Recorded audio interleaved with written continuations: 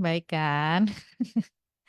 Ya, kembali berjumpa bersama dengan saya Ningrum yang menemani Anda kali ini dalam Saber Hamenja. Sampean bertanya, hambanya menjawab. Yang akan menjawab pertanyaan-pertanyaan Anda. Jadi buat Good News Family yang mungkin eh ada di manapun gitu ya dan lagi dengerin Good News baik melalui radio atau melalui webnya Good News atau apapun itu gitu ya platform-platform yang bisa untuk mendengarkan. Ini Sabar Hamzanya hadir kembali dari jam 9 sampai nanti jam setengah 11. Dan buat Anda yang mungkin ada pertanyaan, silahkan kirimkan WhatsApp-nya di 081225225949. Sekaligus itu bisa buat WA call ya 081225225949 atau di 081575800949. Dan oke, boleh silahkan. Kalau yang mau nanya sekarang dikirim dulu ya. Saya sapa terlebih dahulu nih, Bu Eli sudah terhubung melalui kita melalui aplikasi Zoom. Pagi Bu. Bentar, masih ter... Ya, ben- halo Bu. Pagi Ningrum, Iya, apa kabar Ibu? kabarnya luar biasa. Pagi-pagi udah jawab 3 kali lo nggak denger. Oh, oi. Mindset itu. Ibu di Karena kota sudah Semarang. sabar menanti lo Ningrum. Waduh. Ibu di Semarang nih. Iyalah, udah di Semarang. Oke. Kalau hari Rabu, Kamis, Bu Elis di Semarang. Jaga Entah kandang. entah itu sampai di Semarangnya Rabu dini hari atau Selasa malam, tapi di Semarang. Iya Oke. loh, puji Mm-mm. Tuhan. Puji Tuhan diberi kesehatan. Nah, yang ini ada yang nanya, Ningrum minta link minggu lalu. Minggu lalu nanti ya, coba Ningrum cariin. Belum bisa sekarang. Oke. Lanjut. Ini ada yang bertanya nih Bu. Pagi-pagi tadi sudah ada yang kirimkan WhatsApp. Yang mau nanya silakan loh ya. Ini karena waktunya 1,5 jam sampai jam setengah 11. Jadi kalau mau tanya dari sekarang diketik dulu terus segera dikirimkan 081225225949 atau 081575800949. Kita baca pertanyaan yang pertama. Selamat pagi Bu Elis dan Mbak Dingrum. Pagi. Pagi. Semoga tetap sehat selalu. Amin. Sehat-sehat. Amin. Walaupun Amin. dingin banget hari ini. Mohon Amin. penjelasan arti rohani hak kesulungan yang diterima Esau dari Ishak, tapi kemudian diambil alih oleh Yakub hanya karena ingin semangkok makanan atau kacang merah. Lalu yang pertanyaan kedua, di Perjanjian Lama apa diperkenankan perkawinan sedarah? Terima kasih dari Pak Pandan. Oke. Oke.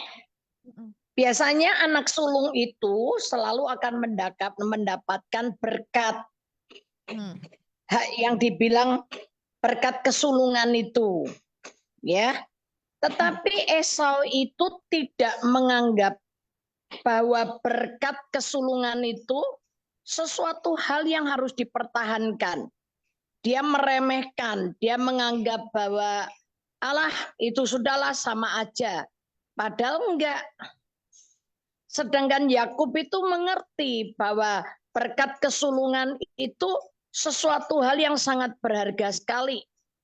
Maka ketika satu kali Esau itu lapar, dia kepingin kacang merah yang dibuat Yakub, dia mau melepaskan hak kesulungan itu dengan sangat gampang, dengan sangat mudah. Akhirnya yang mendapat hak kesulungan itu Yakub, bukan Esau. Semua berkat yang dijanjikan Tuhan itu diterima oleh Yakub semuanya. Itu zaman dulu. Tetapi di dalam PB, di masa PB, itu hak kesulungan kita terima Sebetulnya orang Israel yang menerima hak kesulungan. Buah sulung itu Israel karena dia orang pertama kali yang dipilih Tuhan. Tetapi karena Israel menolak Kristus, maka hak kesulungan itu jatuh kepada bangsa-bangsa. Nanti ketika Tuhan Yesus datang kedua kalinya, ada buah sulung yang akan diangkat lebih dulu dalam awan kemuliaan, dilepaskan dari kesukaran besar. Ya, maka kita ini harus jadi ini nih, buah sulung ini, supaya ketika Yesus datang di awan-awan kedua kalinya, Anda dan saya yang dijemput, Anda dan saya yang terangkat lebih dulu. Dipanen istilahnya, kalau orang itu ya dipanen lebih dulu gitu loh. Diutamakan, mendapat prioritas utama. Kalau bahasa ruangnya VIP gitu ya, Bu.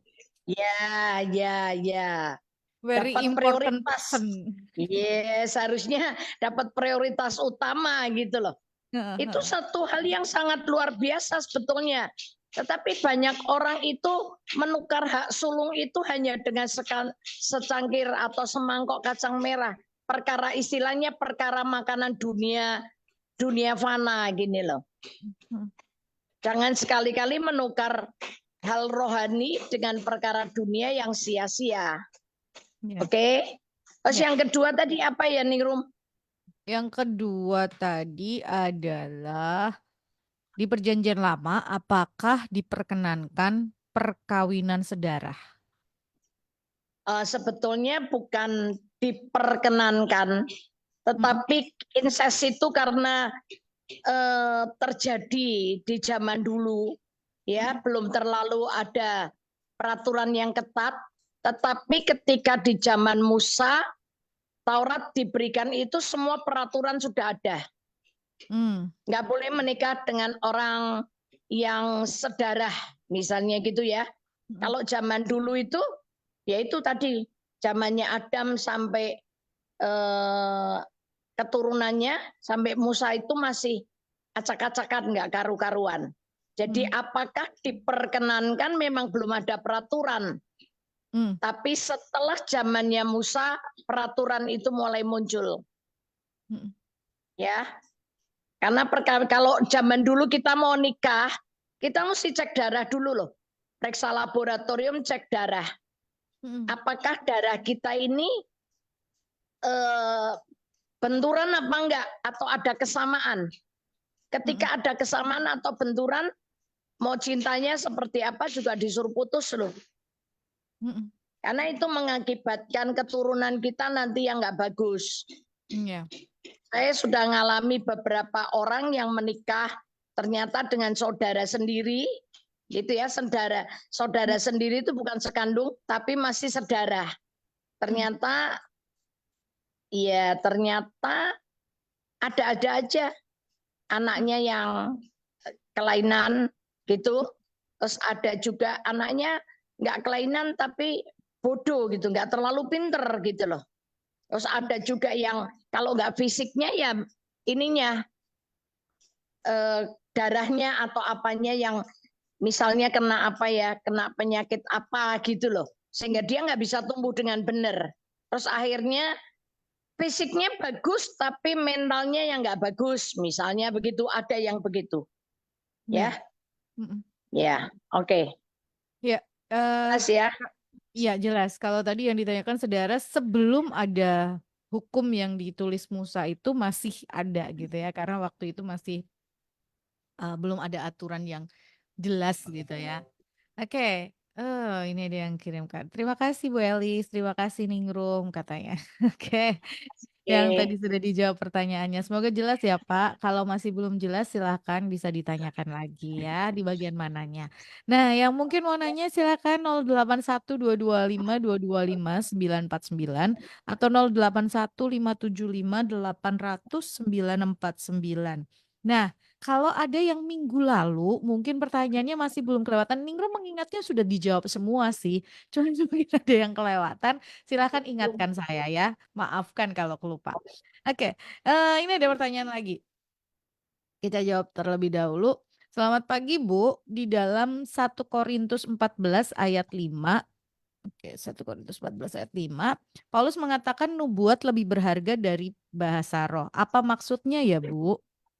Lalu ada hamba Tuhan yang menafsirkan bahwa di ibadah tidak perlu berbahasa roh. Apakah itu benar?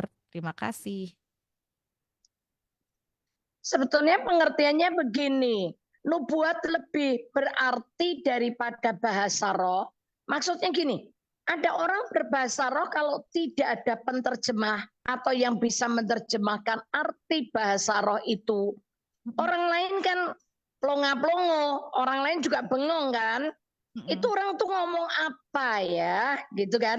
Jadi kayaknya perkataan kita ini sia-sia gitu bagi orang itu.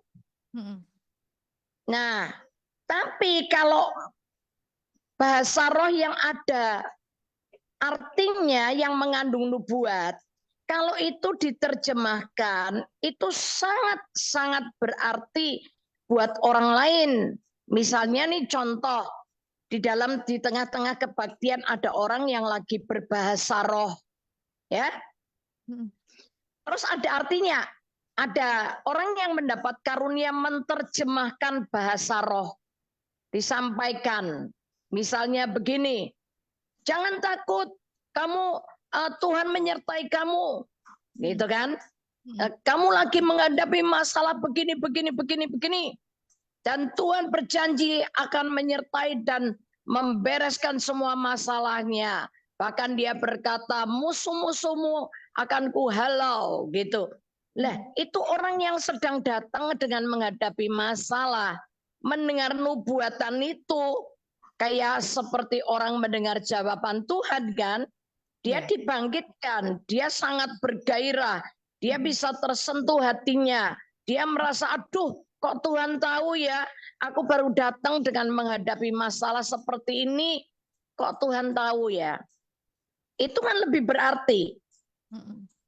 Ya kan? Nah, ada hamba Tuhan yang mengatakan tidak usah berbahasa roh di tengah kebaktian umum. Kenapa? Karena kalau cuman kebaktian umum tidak ada penerjemahnya, memang itu kayaknya nggak berguna. Tapi buat orang yang berbahasa roh, itu dia sedang membangun imannya, membangun dirinya di atas iman yang paling sejati, paling murni. Maka jauh lebih baik kalau mau berbahasa roh, yang tidak ada terjemahannya, berbahasa roh lah di kamar, di rumah Anda. Gitu. Tapi kalau yang ada nubuatannya, harus ada yang menerjemahkan. Kalau misalnya nggak ada yang menerjemahkan, biasanya orang yang berbahasa roh itu sendiri, kalau dia mendapat karunia ganda, dia bisa mengartikan bahasa roh itu, sampaikan. Itu sangat bermanfaat. Jadi pendeta lain menganggap sudah jangan berbahasa roh di ibadah umum. Tapi berbahasa roh lah di kamar Anda sendiri, berjam-jam nggak apa-apa. Maksudnya, tapi kalau di tengah-tengah ibadah itu karunia, 9 karunia itu bekerja sempurna, ya kerjakan nggak apa-apa. Saya pernah ngalami persekutuan di kebaktian begitu, 9 karunia itu kerja. Tiba-tiba satu berbahasa roh, tiba-tiba ada yang menerjemahkan. Yang satu pakai bahasa Ibrani, yang satu pakai bahasa Itali. Tapi ada terjemahnya semua dan itu tepat sekali, cocok. Mengena ke orang lain yang datang. Dan itu sangat memberkati sekali. Gak usah takut. Harus dilatih. Kalau mau latihan, harus di kelompok kecil dulu. Jangan di kebaktian umum. Ya. Nangkep nggak, Ningrum? Iya, Bu. Ya, ya. Ini semoga bisa menjawab pertanyaannya ya, nah, yang mungkin bertanya gitu kan. Kalau memang karunia itu kan ada karunia berbahasa roh dan ada karunia menerjemahkan bahasa roh. Ada karunia bernubuat. Ya. Ya udah. Jadi itu karunia-karunia ini harus bekerja dan bekerja dengan seimbang gitu loh. Dan itu bekerja bersama. Iya. Saya pernah ngalami satu kali nggak pakai bahasa roh segala, tapi karunia bernubuat itu jelas. Satu kali ketemu sama satu orang ini di rumah orang yang kita nggak kenal gitu. Tiba-tiba ketika ngelihat orang itu langsung gitu loh. Ibu, Tuhan bilang ibu harus kembali ke kota ibu. Kaget kan kita nggak ngerti kalau itu orang luar kota kan. Tapi tiba-tiba Tuhan bilang ibu, Tuhan suruh ibu kembali ke kota ibu. Ibu telah meninggalkan kota ibu telah meninggalkan anak dan suami ibu. Wah dia kaget banget. Kita ini orang nggak kenal dia nggak kenal kita.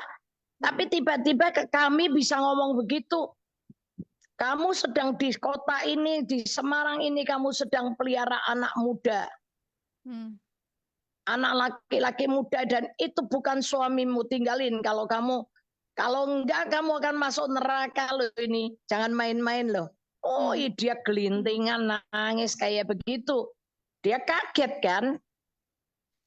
Dan ternyata memang dia seorang anak Tuhan dari kota Jawa Timur. Dia tinggalkan suami dan anaknya di Semarang itu dia memelihara anak muda, anak laki muda. Tapi dia itu nangis dan dia bilang, aku hari ini percaya kalau Tuhan hidup. Kenapa? Kalian nggak kenal aku, dia bilang gitu. Kalian nggak kenal aku dan kalian nggak ngerti siapa aku, dari mana aku berasal. Tapi kamu bisa itu, langsung banget loh. Tapi saya banyak gereja membuka untuk mengan Roh Kudus itu berkarya dengan karunia-karunia rohnya.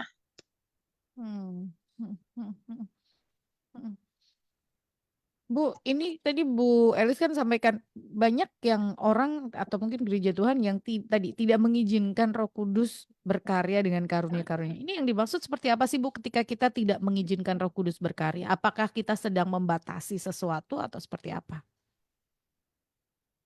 Ya maksudnya begini, ada banyak orang Kristen kan juga membatasi. Oh karunia itu ya cuman begitu gitu. Padahal kan karunia-karunia Roh Kudus itu diberikan untuk membangun jemaat kan. Betul. Perhatikan karunia Roh Kudus itu diberikan untuk membangun jemaat. Ya. Misalnya, ayo yang dikasih itu Roh Kudus bekerja dalam dirinya dengan karunia kesembuhan.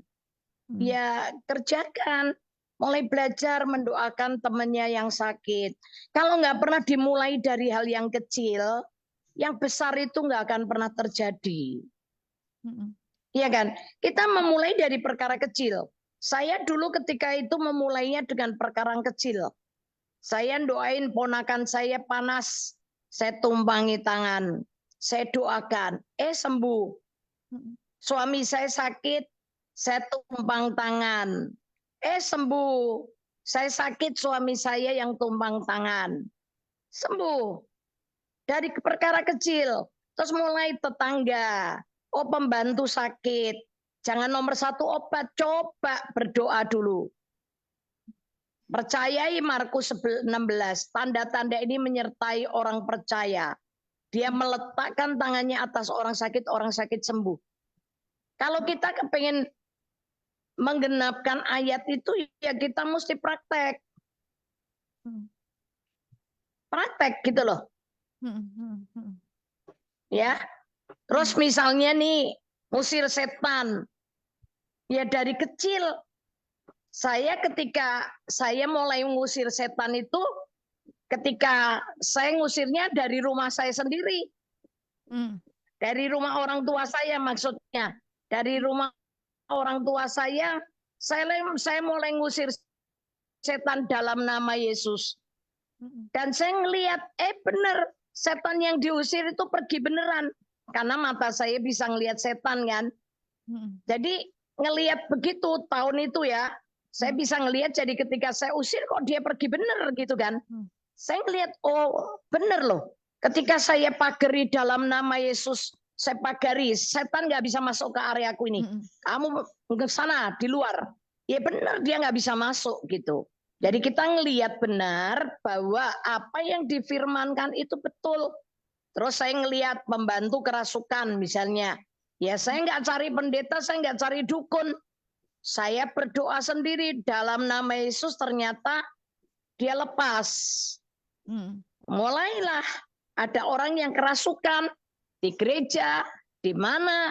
Ya kalau sudah gitu kita nggak usah minta dukun bertindak dong, kita yang bertindak dong.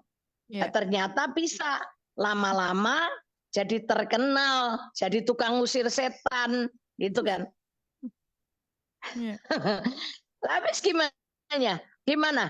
Kalau kita sendiri nggak pernah percaya, kita sendiri doain kelepasan orang itu ngantri-ngantri, repot gitu loh. Ini memang harus, kalau nggak bergerak gini gereja kayaknya cuman kumpul-kumpul, cuman dengar firman, nggak dilakukan. Padahal semestinya gereja ini bertumbuh menjadi jawaban bagi dunia ketika mengizinkan Roh Kudus bekerja dengan karunia-karunia-Nya. Karunia itu sebetulnya mempercantik gereja gitu.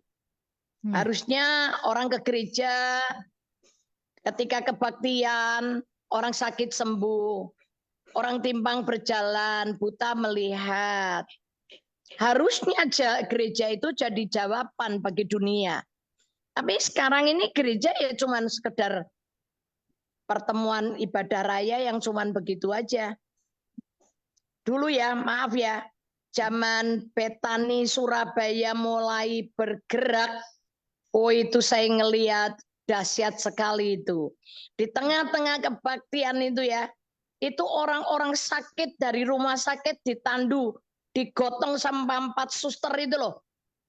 Didampingi suster, digotong sama petugasnya itu, laki-laki 4, ditaruh di lantai-lantai gereja. Itu saya menyaksikan dengan mata kepala saya sendiri. Waktu itu saya masih melihat ya, bahwa itu orang-orang sakit itu di bawah kaki saya. Tapi hamba Tuhannya dari mimbar itu dia pegang mic, dia tuding. Itu yang sebelah sana, bangkit. Itu bangkit beneran loh. Dia berdiri dari tandunya, dari tidur, duduk, berdiri, jalan gendoyoran kayak begitu. Wah seru itu. Kita semua nangis, kenapa? Terharu. Kok bisa ya? Tuhan ini loh, orang di gereja ini ngalami kelepasan, ngalami kesembuhan kayak begini. Itu yang ngalami kesembuhan itu ratusan. Saya tuh sama suamiku sampai tiap hari Sabtu itu ke Surabaya. Hanya kepengen apa? Ikut kebaktian di sana. Belum nanti kalau itu 2 hamba Tuhan itu bernubuat di mimbar. Oh itu orang teriak mengalami kelepasan di jamah Tuhan luar biasa loh. Mengalami kelepasan, bebas, yang datang stres, lepas dari stresnya. Itu keren banget. Dan harusnya gereja akhir zaman harusnya seperti ini. Ya. Kalau kita ingat bahwa Roh Kudus sebetulnya dicurahkan itu kan juga untuk memperlengkapi gereja Tuhan ya, Bu? Loh iya memangnya. Untuk memperlengkapi gereja Tuhan. Untuk memuliakan Yesus, karya pekerjaan Yesus, pekerjaan Roh Kudus itu salah satunya adalah memuliakan Yesus. Ya. Ketika kita menggenapkan firman, firman itu terjadi. Misalnya Markus 16 itu terjadi. Itu yang dipermuliakan Yesus loh. Ya. Bukan orang itu, bukan gereja, tapi Yesus yang dipermuliakan. Oh, apa yang dikatakan Yesus kok terjadi ya?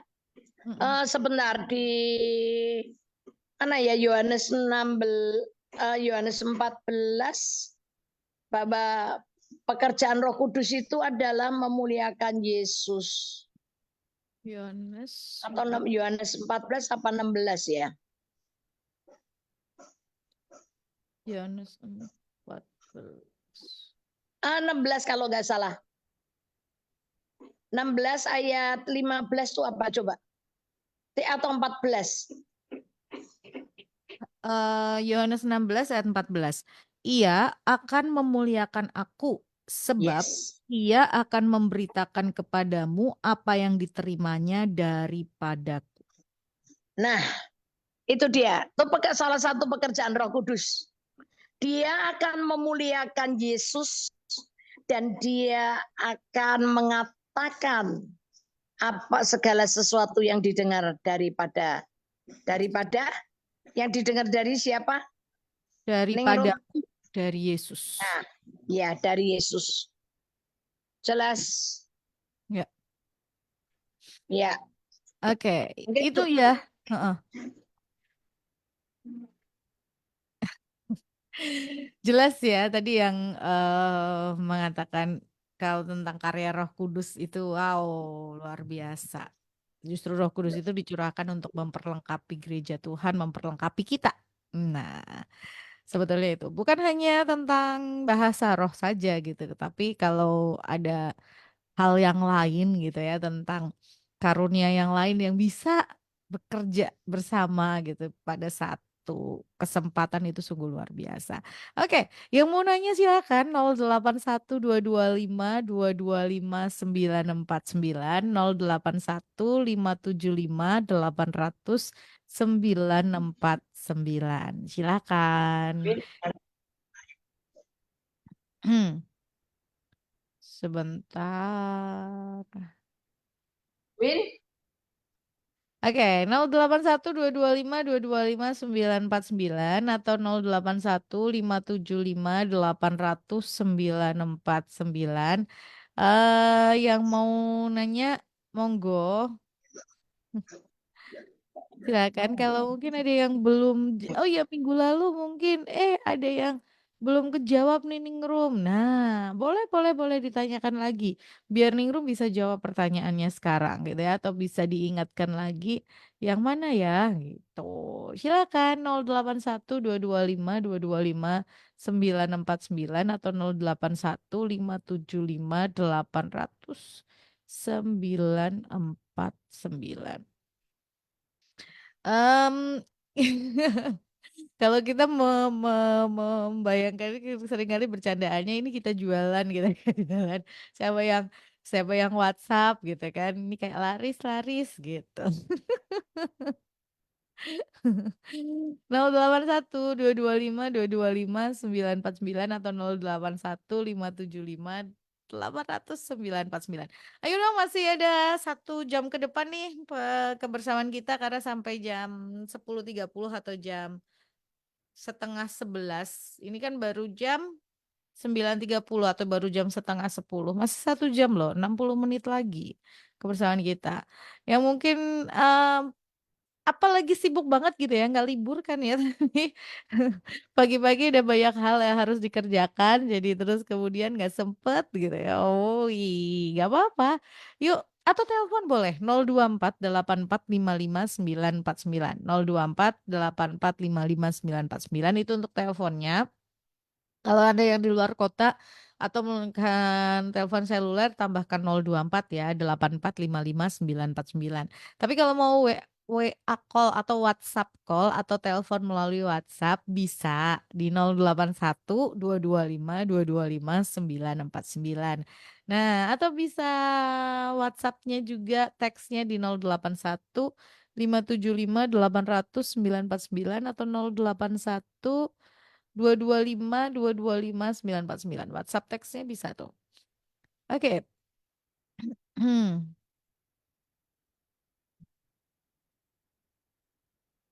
Oh.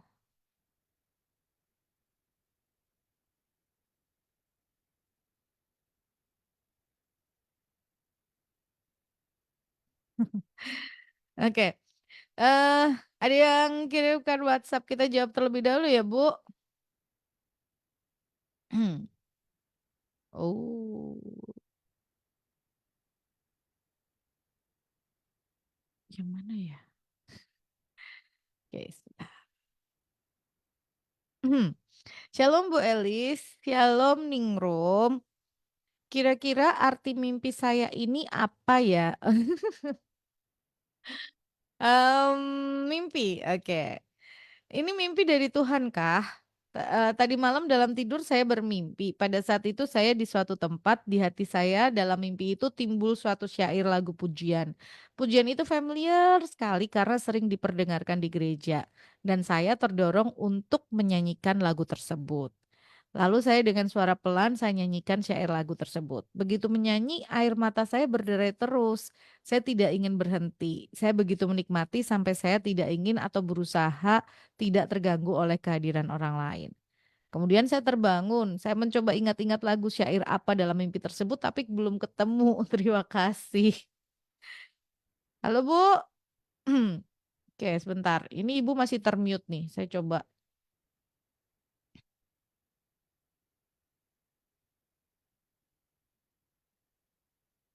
Halo Bu. Ningrum nggak dengar suaranya. Mic-nya dimatiin.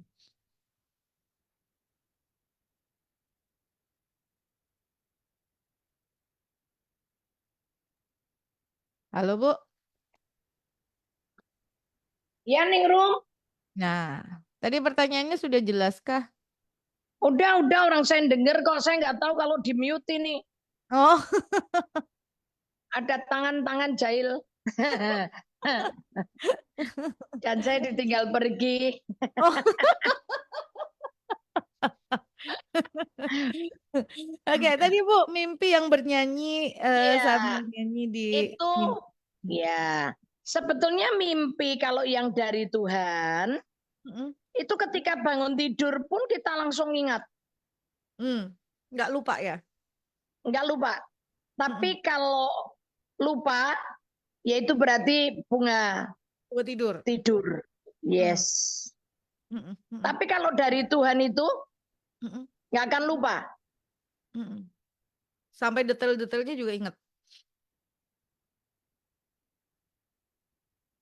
Sampai detail-detailnya juga ingat biasanya kalau mimpi yang dari Tuhan gitu ya. Itu gambarnya kelihatan jelas sekali. Mm-mm, Dan saya sampai hari ini kayak di kelopak mata saya. mm-mm, Setiap mm-mm, kali apa, inget ini. Setiap mm-mm, kali apa, tiba-tiba mimpi apa gambar film atau yang ada di mimpi itu kembali ada di mata saya. mm-mm, Itu. mm-mm. Itu kalau dari Tuhan. Kalau yang nggak dari Tuhan, pasti hilang. Ya. Bahkan kita nggak bisa mengingat. Ya. Tapi yang paling penting di mimpi itu Tuhan udah ngasih kelegaan Anda, karena Anda bisa nyanyi pujian sampai Anda meneteskan air mata dan sampai nggak mau diganggu, berarti Anda mengalami hadirat Tuhan di mimpi yang membuat Anda bisa menyembah Tuhan dengan plong. Yang penting hari ini setelah bangun tidur mungkin lagunya apa lupa tapi hatimu lega nggak gitu. Kalau Hmm. hatinya lega berarti Tuhan melawat engkau di dalam tidurmu tadi malam. Ya, betul. Jadi eh apa namanya? Tuhan sedang melawat. Jadi sebetulnya kerinduannya itu yang biasanya kan juga gitu ya. Kerinduan hatinya itu memang ingin memuji Tuhan gitu kan. Terus kemudian dalam sampai tidur juga seperti itu. Oke, lanjut. Semoga jelas ya. Selamat siang Bu Elis dan Ningrum. Siang, pagi, pagi ya. Kalau saya mau tanya sama Tuhan, bagaimana saya bisa tahu jawaban Tuhan? Ya, tidak, atau tunggu. Terima kasih. Kalau mau tahu jawaban Tuhan, Mm-mm, ya kalau sudah tanya, jangan tinggalkan Tuhan. mm-mm, Nongkrong aja. Banyak orang berdoa, setelah berdoa, nyampaikan isi hatinya, Tuhan mau bicara, kita sudah pergi. mm-mm, Ya kalau mau dengar jawabannya, kalau setelah doa, diam, mm-mm, diam, kosongkan maksudnya, tinggalkan, lepasin semua keinginan hatinya, diam, mulai baca firman Tuhan, baca Alkitab. Karena firman itu adalah Tuhan sendiri.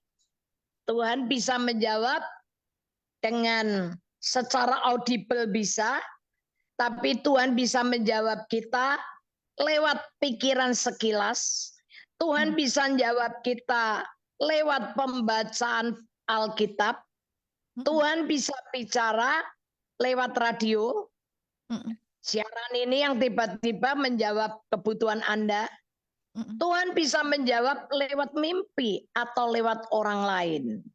Yang penting begitu berdoa, tanya sama Tuhan, kita sudah curahkan isi hati kita, tunggu beberapa saat diam dalam hadirat Tuhan. Tenangkan diri, izinkan dia bicara. Mau lewat Alkitab boleh, mau lewat ini boleh. Suara hati atau lewat pikiran sekilas, atau mau dengar secara audible, bisa. Cuman itu perlu latihan kalau secara audible itu. Ya. Jadi kalau sudah tanya, yang paling penting adalah kuncinya jangan tinggalkan Tuhan, ya. Udah tanya, terus tinggalkan Tuhan, ya nggak dapet jawaban, gitu kan. Oke, lanjut. Semoga jelas ya. Kalau masih belum jelas, silahkan ditanyakan lagi bagian mananya. Oh, saya belum jelas ini gitu ya. Monggo, silahkan. Kita masih ada di sini, jadi kita masih bisa ini. Pagi Ningrum, pagi Bu Elis, pagi. Bu, Rabu malam kemarin saya mimpi sedang duduk di depan jendela dalam ruangan gelap. Lalu datang bayangan hitam dan berhenti tepat di depan saya. Dia di luar jendela. Terus dia masuk dengan menembus jendela. Seketika bayangan itu berubah jadi bayangan manusia dan dia langsung lari mengelilingi saya berulang-ulang sambil tertawa. Saya berusaha tangkap tapi nggak bisa, Bu. Saya juga nggak bisa lihat karena ruangannya gelap. Hanya sosok bayangan aja. Setelah itu saya terbangun, lalu saya sama suami langsung sakit sampai sekarang. Apa arti mimpi saya itu, Bu? Apa sakitnya saya dan suami itu secara bersamaan ada hubungannya dengan ilmu sihir atau penyakit biasa? Karena kami sering sakit bersama-sama, Bu. 2,5 tahun ini sejak kami tinggal di rumah ini.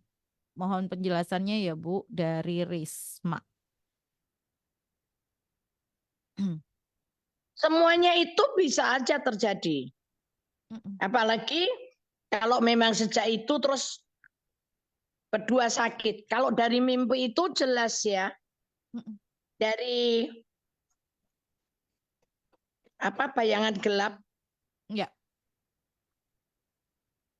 bisa nembus ke masuk jendela. ke jendela rumah. Berarti di dalam kehidupan kalian tuh ada jendela Celah. yang bisa membuat iblis masuk dalam hidup kalian. Ya, yang sebetulnya nggak ada kuasa gelap yang bisa masuk ke dalam rumah kita, karena di Mazmur berapa ya, malaikat-malaikat Tuhan berkemah di sekeliling rumah orang benar, orang yang takut akan Tuhan. Jadi sebetulnya ada malaikat yang menjagai sehingga setan tuh nggak bisa masuk rumah kita. Kalau di dalam hidup kita, setan nggak bisa masuk karena kita ditutup rapat, dibungkus dengan darah Yesus. Ya. Ada perlindungan yang tidak tertembus dari arah manapun juga.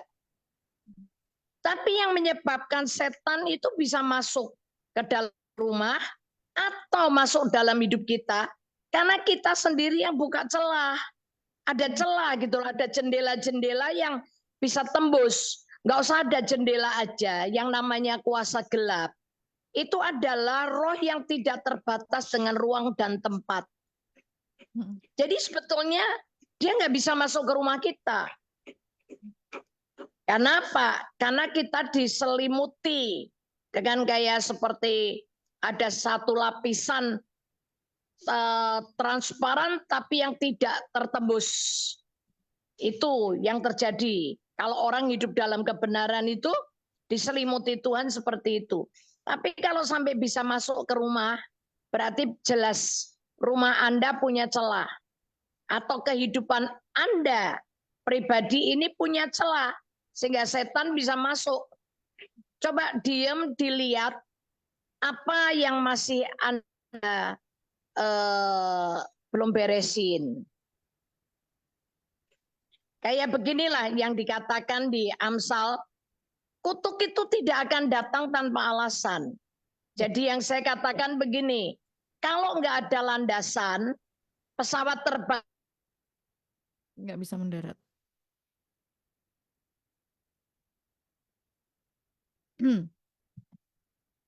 Halo Bu, Bu nih suaranya Ibu hilang. dalam pengertian bersih itu, kita nggak nyimpen barang-barang jimat, nggak menyimpan barang pusaka, keris, atau yang tempat kuasa gelap gitu loh. Kalau di situ sudah ada tempat pemujaan buat kuasa gelap, sangat mudah kuasa gelap yang lain tuh bisa masuk karena sudah ada channelnya. Istilahnya kalau orang Jawa bilang sudah ada bolon nih, sudah ada markasnya. Jadi kapan-kapan dikirim tinggal masuk. Bersarang dulu, tunggu sampai tuan rumahnya ada celah, baru dia masuk, diterjang tuh sama dia. Ya. Ya. Ya. Kalau Oke. sampai hari ini dua-duanya sakit, coba pasti ada kuasa gelap gitu loh. Lalu apa yang harus dilakukan, Bu? Bersepakat, berdoa, lawan. Lawan dengan iman yang teguh. 1 Petrus 5 ayat 9. 1 Petrus 5.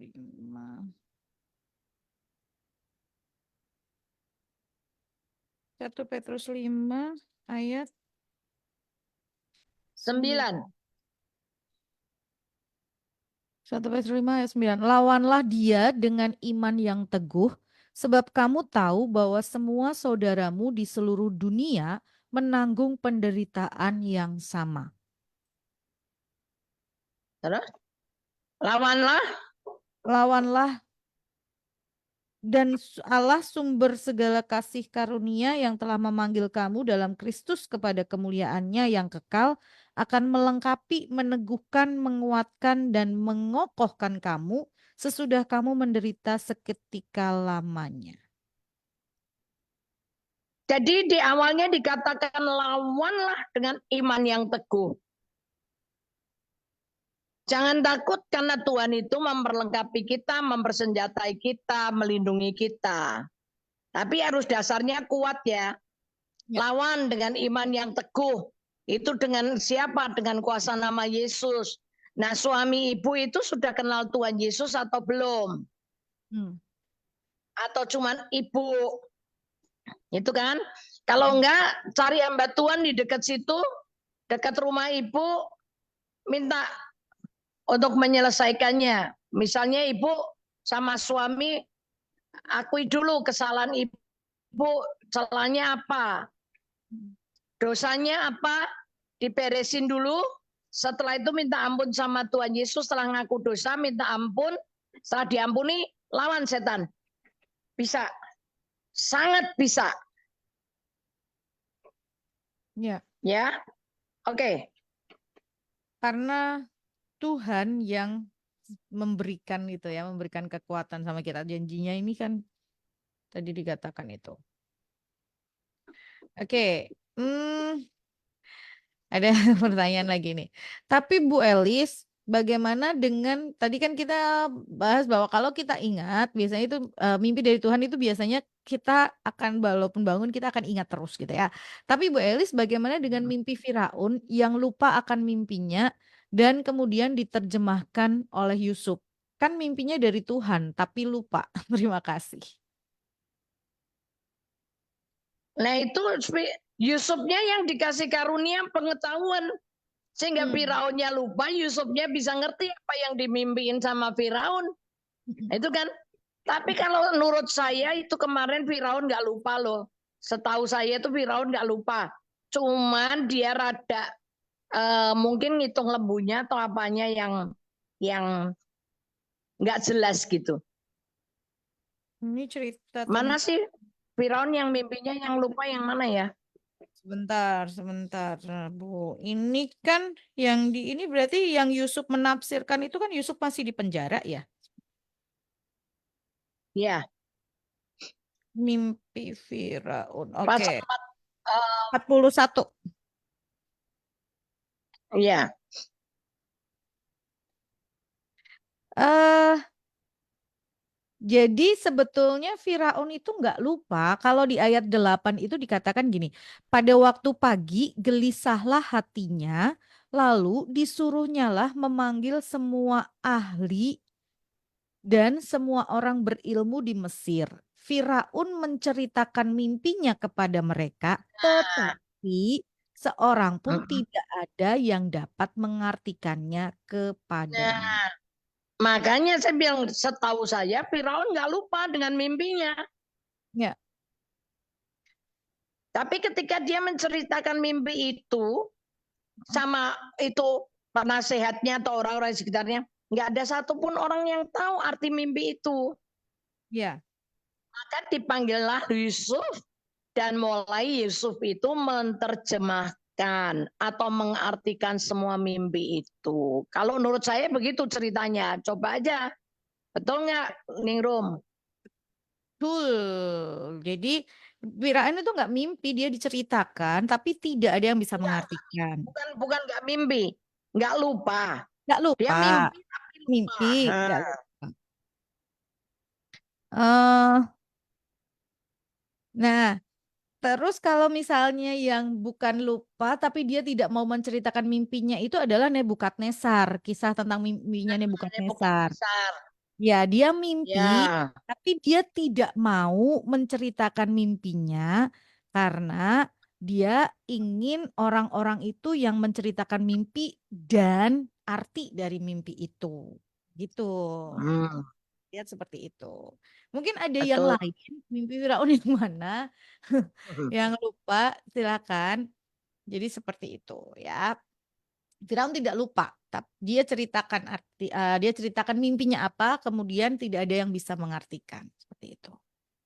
Oke, silakan kalau ada yang mau nanya lagi di 081 225 225 949 atau 081 575 800 949 ya.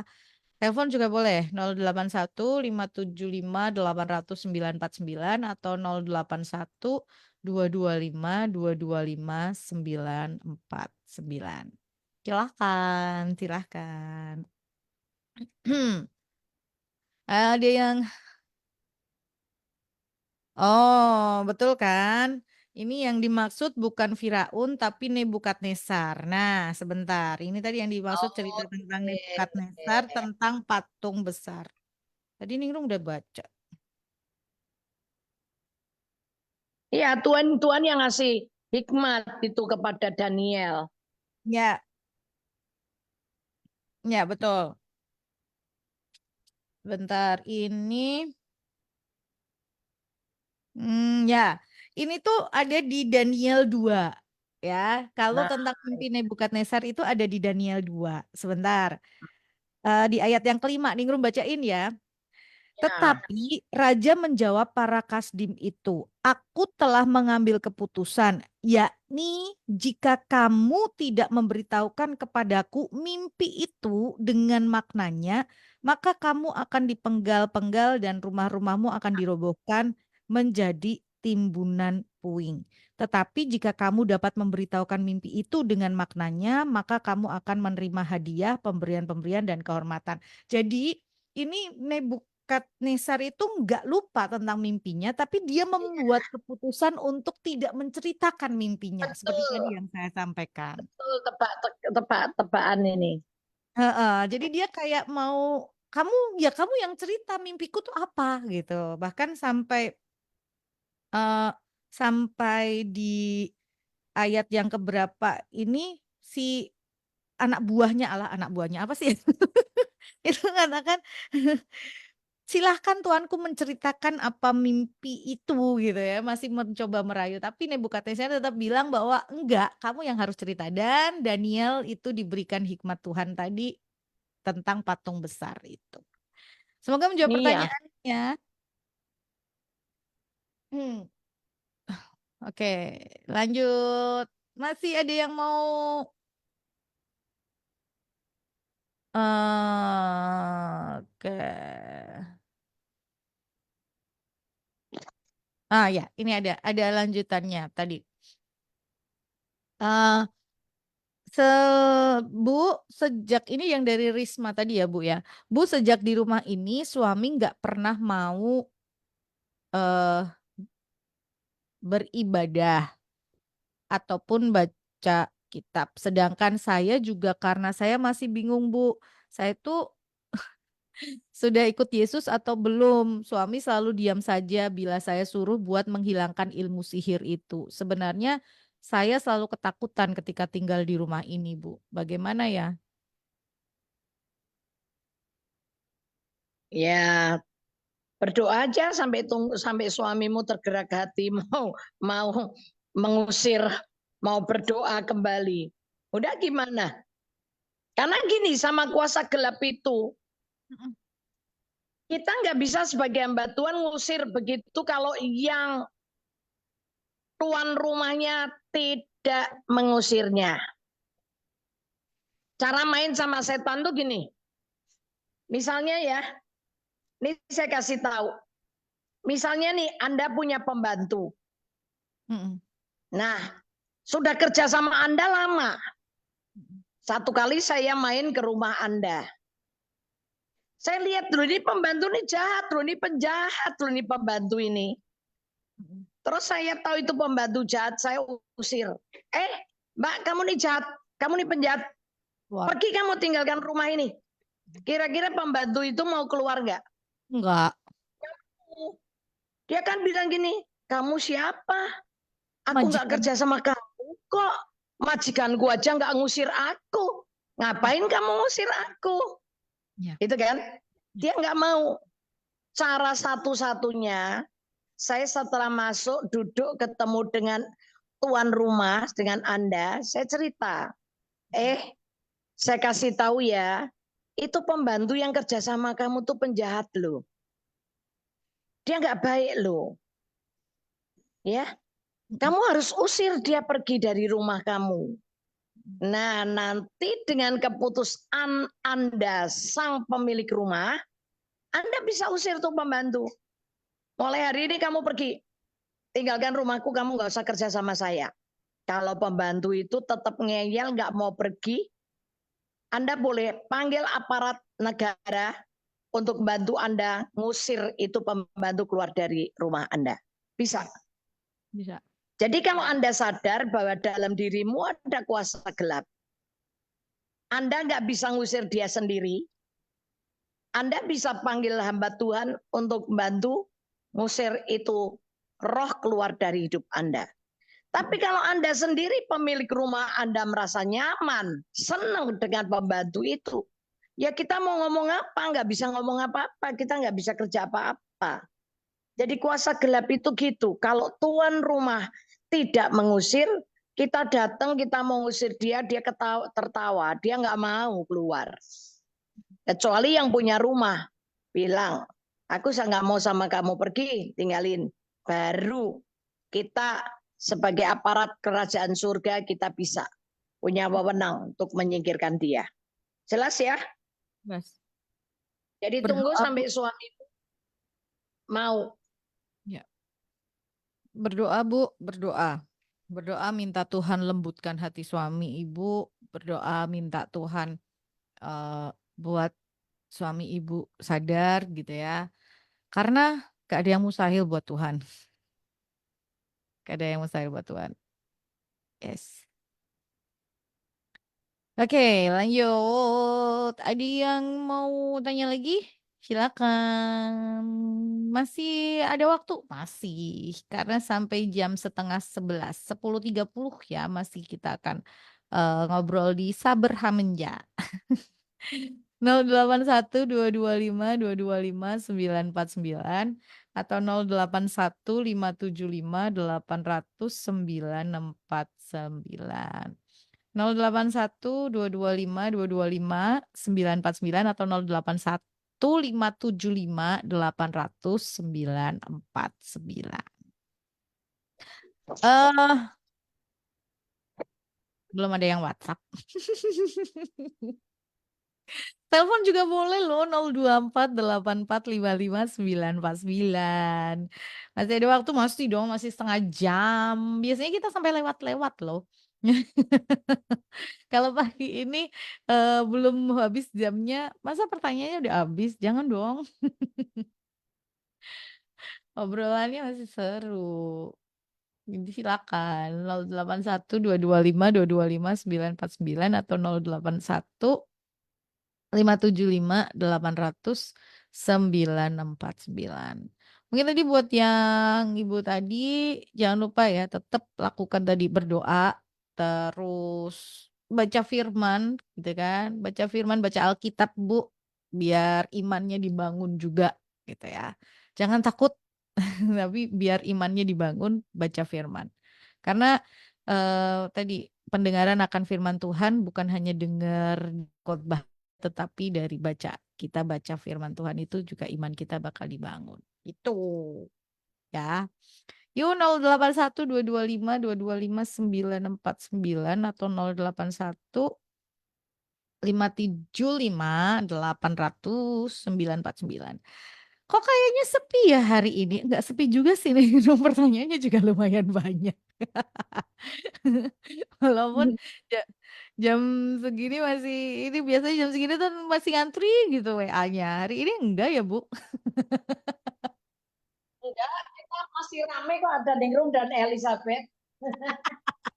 Iya, kita berdua yang rame. Oh iya, Ningrum Mana mau gimana, Bu? kita berdua bisa sepi? Nggak ada.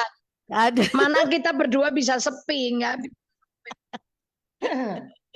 Oh iya, Ningrum tuh selalu kelupaan kalau banyak WhatsApp. Ningrum mau sapa Pak Unang, selamat pagi. Lalu Ibu juga.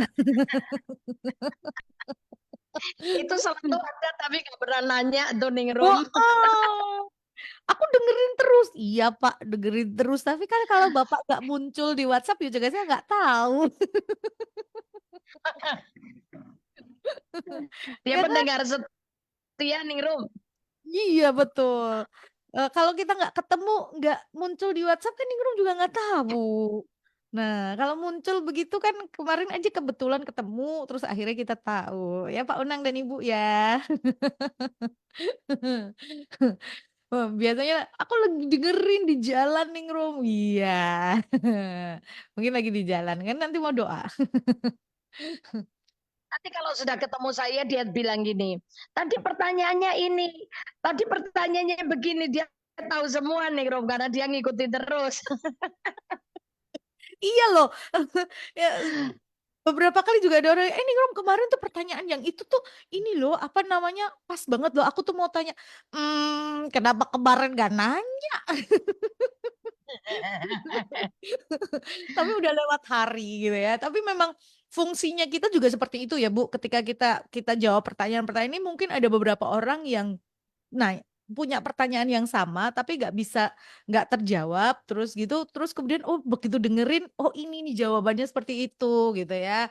Ini tadi seperti Iya. jawaban jawaban Tuhan tadi iya, tidak atau tunggu. Tuhan bisa jawab dengan apapun gitu kan. Iya. Nah, kadang kan ada orang yang tanya gini, Bu, kalau tunggu, tunggu tuh Tuhan kasih waktu nggak? Nah, ini nih, Bu. Apa? Gak dengar suaranya putus-putus. Halo. Nah, sekarang udah masih putus-putus nggak? Putus-putus. Oh, sebentar, sebentar. Ini ada yang keliru di. Udah, Nah, udah, udah, udah. udah, Oke. Bu, tadi kan udah. seperti jawaban Tuhan tadi ya, tidak, atau tunggu. Nah, kadang ada beberapa orang kalau tunggu saya harus tunggu berapa lama Loh ya terserah dia tuh ya. sampai Tuhan Terserah jawab ya. Tuhan. Iyalah. Mungkin tunggu itu Tuhan kepengen lihat coba respon kita, sikap kita nunggu itu sambil ngomel kah? Ataukah kita ini nunggunya sambil kayak apa gitu kan? Itu kan pengaruh juga Ningrum. Kalau menunggunya dengan percaya akan kedaulatan dia, wow itu cepet banget.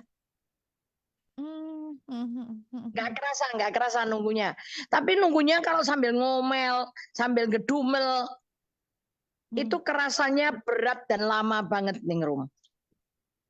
Jadi sikap hati kita sendiri ini mempengaruhi.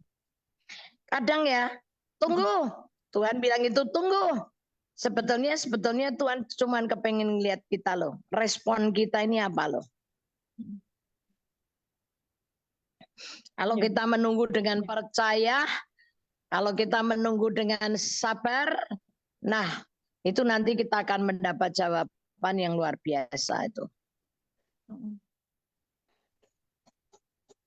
Nah, ini nunggunya kita bagaimana gitu ya? Nunggunya kita apakah kita makanya tadi kan kalau belum dijawab Tuhan atau masih dalam tunggu jangan jangan tinggalkan. Kita minta nih, tapi begitu Tuhan dalam persiapan mau ngasih kitanya lari, nah kita nggak dapet itu gitu ya Bu. Iya, mesti kasih tunggu dulu dong, tunggu dulu, kasih waktu Tuhan menjawab. Kalau kita kan sering kali bertanya, selesai kita bagian kita bertanya, terus kita langsung berdiri, selesai, amin, berdiri, tinggal apa? Ya kan? Coba kasih kesempatan Tuhan juga untuk menjawab kita.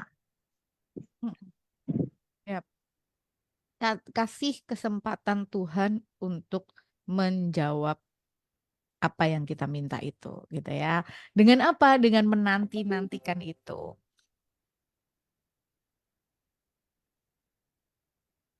Oke, ini ada pertanyaan lagi.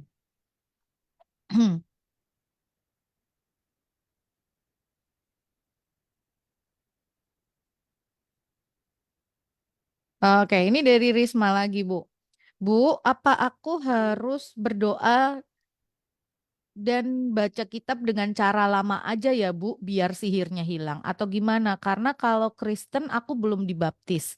Sedangkan kalau nunggu suami susah karena dia selalu marah bila aku ingatkan atau nasehatin tentang hal baik. Aku harus bagaimana, Bu? Terima kasih.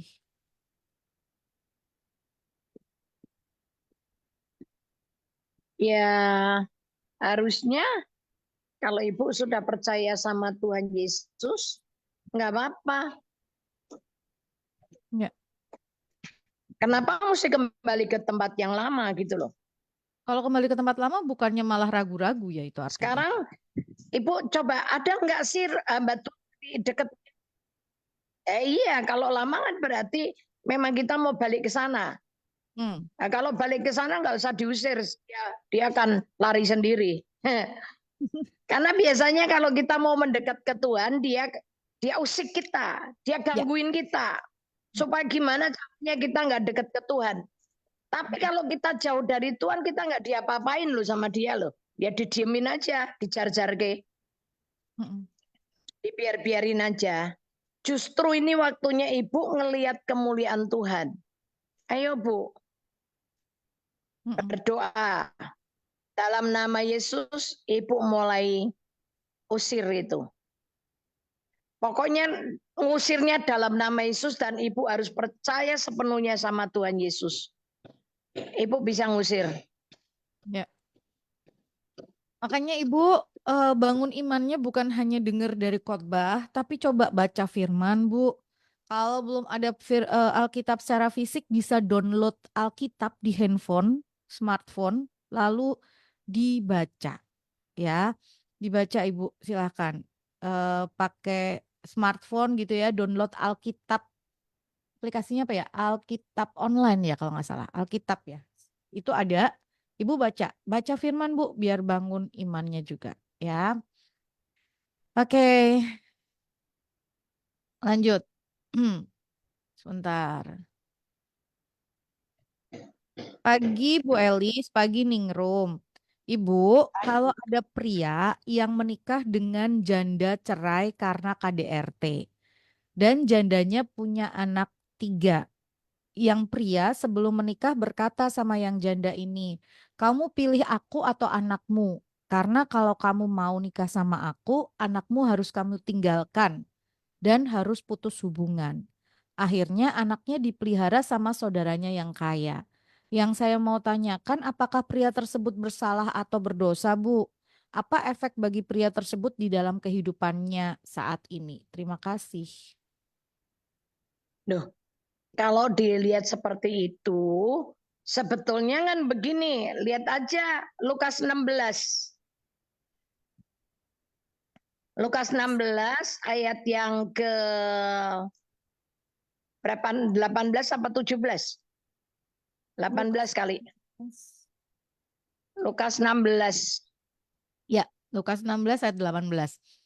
Setiap orang yang menceraikan istrinya lalu kawin dengan perempuan lain, ia berbuat zina. Dan barang siapa kawin dengan perempuan yang diceraikan suaminya, ia berbuat zina. Tuh jawabannya di situ, bukan saya yang jawab. Yang jawab Alkitab, bahwa menikah dengan perempuan yang diceraikan itu berzina. Ya, Dan kalau sampai laki-laki itu bilang kalau kamu mau nikah aku dengan aku, anakmu harus diputus hubungan sama anak. Kalau saya ya nggak mau. Orang namanya kalau suami istri itu bisa bekas. Tapi kalau sama anak nggak ada bilang anak itu bekas anak. Sampai mati, sampai kapanpun dia anak kita. Darah daging kita. Ya kalau sampai perempuannya mau ya puji Tuhan. Luar biasa. Luar biasa. mm, Kok mau gitu loh sampai disuruh putus hubungan dengan anaknya. Kalau suami itu laki-laki itu benar cinta. Tapi nggak bisa tetap itu hidup dalam perzinahan. Laki-laki itu hidup dalam perzinahan. Yang kedua, dengan dia minta untuk mutusin hubungan dengan anak itu nggak punya kemanusiaan. Nggak bisa ngerti gitu loh. Bahwa ini hubungan anak dengan orang tua tuh nggak sampai kapanpun nggak bisa diputusin, nggak bisa dibilang bekas. ya. Ya itu tapi kan masing-masing, ya kan? Masing-masing. Pertama kali biasanya mau nih nikah, putus hubungan sama anak, oke, sementara. Nanti jalan beberapa waktu nyeselnya nggak ketulungan. Udah nyakitin hati anak, Ya, ya, ya. ya. Karena Mungkin nggak kalau ada. tadi tanya gimana kondisi laki-laki itu ya hidup dalam perzinahan kalau menurut Alkitab lo ya. Ya.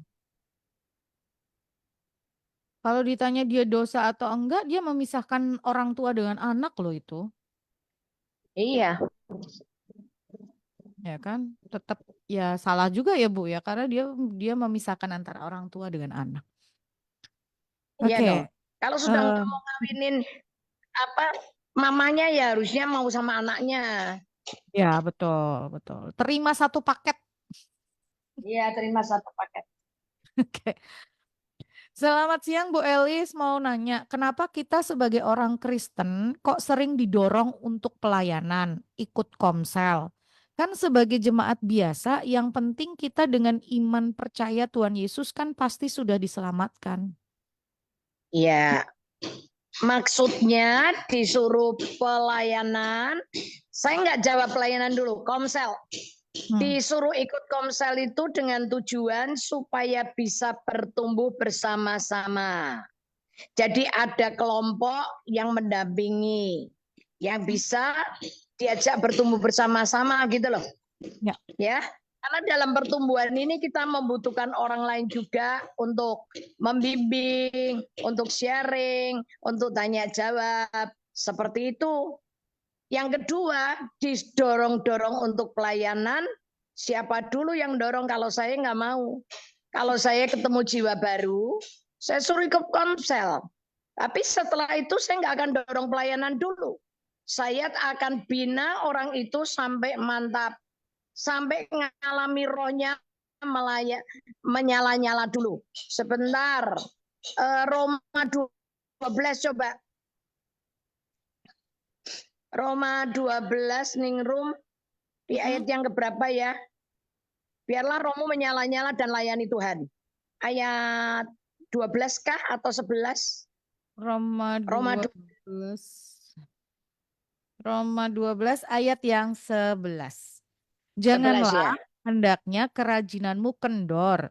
Biarlah rohmu menyala-nyala dan layanilah Tuhan. Lihat, kerajinan kita kendor itu karena roh kita tidak menyala-nyala. Ya. Dan harusnya yang menyala-nyala itu roh kita dulu. Baru dan layanilah Tuhan. Sekarang kenapa di gereja itu banyak keributan, kekacauan, kerusuhan? Karena orang Kristen baru bertobat, rohnya belum nyala-nyala, tapi disuruh pelayanan. Dia sendiri lagi gini, istilahnya kayak anak bayi nih. Bayi baru belajar merangkak, ya baru belajar merangkak, disuruh pelayanan, bisa nggak? Ya nggak, keinjek-injek dia. Lagi baru belajar jalan, lagi jalannya belum seimbang, lagi gendoyoran, jalannya masih gendoyoran, ya disuruh melayani. Bisa nggak? Ya nggak bisa lah, nggak kuat. Biarkan rohnya menyala-nyala dulu, kuat dulu. Setelah rohnya menyala-nyala, kuat, punya pengalaman dengan Tuhan, baru dibimbing layani. Ya. Caranya harusnya begitu. Jangan dibalik, layani.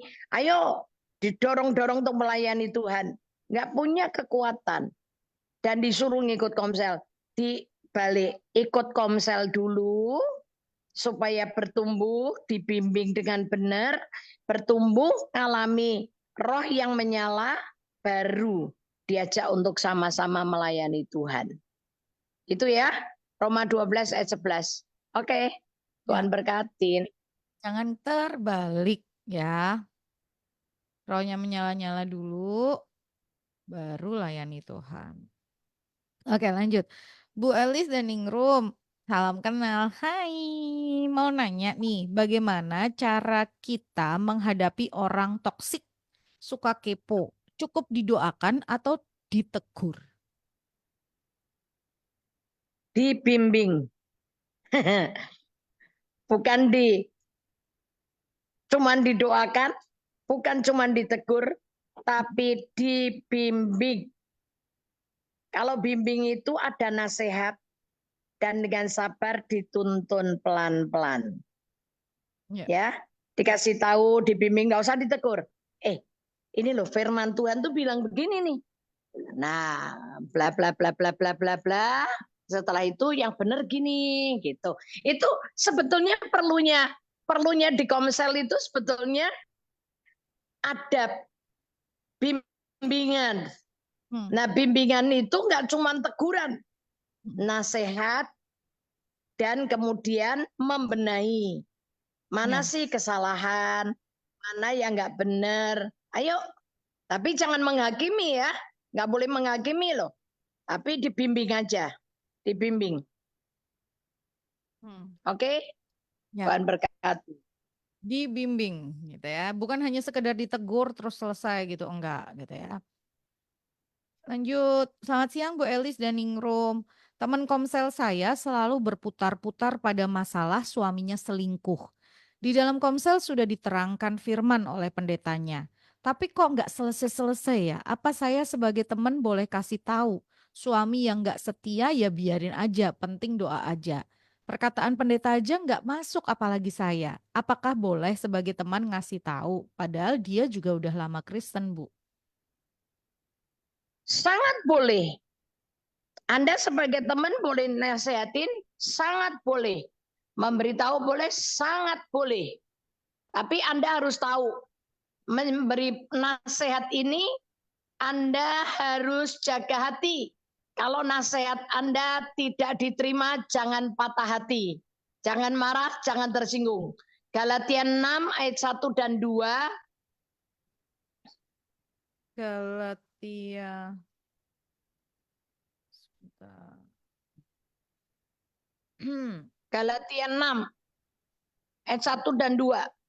Kalau ada orang salah, kita punya hak. Galatia 6 ayat 1 dan 2. Saudara-saudara, kalaupun seorang kedapatan melakukan suatu pelanggaran, maka kamu yang rohani harus memimpin orang itu ke jalan yang benar dalam roh lemah lembut sambil menjaga dirimu sendiri, Sambil supaya menjaga dirimu sendiri supaya kamu juga jangan kena pencobaan. ya, Bertolonganlah menanggung bebanmu, demikianlah kamu memenuhi hukum Kristus. yes. Jadi jelas kan? Ya, Boleh. Cuman ingat ya, dengan orang yang berbelat-belit, Tuhan akan berlaku belat-belit. Enggak segampang itu. Jadi semua tergantung pribadi kita sendiri. Mau cepat ditolong atau lambat ditolong itu tergantung pribadi kita. 2 Samuel 22. 2 Samuel 22 ayat ayat 26 27. 2 Samuel 22.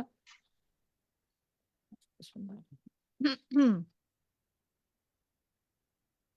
26 dan 27. Terhadap orang yang setia, engkau berlaku setia. Terhadap orang yang tidak bercela, engkau berlaku tidak bercela. Terhadap orang yang suci, engkau berlaku suci. Tetapi terhadap orang yang bengkok, engkau berlaku belat-belit. Bu, mic-nya termute. Oke, sudah. Jadi dengan Tuhan itu tergantung dengan pribadi kita sendiri. Pertolongan Tuhan itu terjadi dalam hidup kita ini ngikuti karakter kita sendiri loh. Kalau kita suci, Tuhan suci. Kalau kita jujur lurus-lurus saja, pertolongannya juga lurus-lurus aja. Tapi kalau kita ini bundeli, kita ruwet, ya Tuhan, pertolongannya Tuhan ya belat-belit sama kita. Ya. Oke. Semoga jawab pertanyaannya ya. Sebentar ini. Oke ini. Selamat pagi, Bu. Pagi. Salah satu kegunaan kitab suci kan menyatakan kesalahan. Kalau itu dipakai untuk menyatakan kesalahan orang lain, itu dikategorikan menghakimi orang lain nggak ya, Bu? Terima kasih.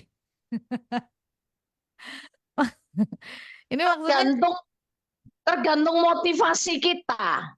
oke. Memang Alkitab itu salah satunya untuk menegur kesalahan. 2 Timotius 3:16 kan ya.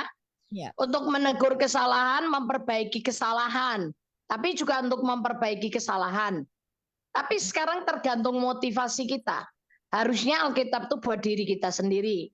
Tapi kalau kita lagi membimbing orang, boleh nggak kita sharing dengan firman untuk menyatakan kesalahan?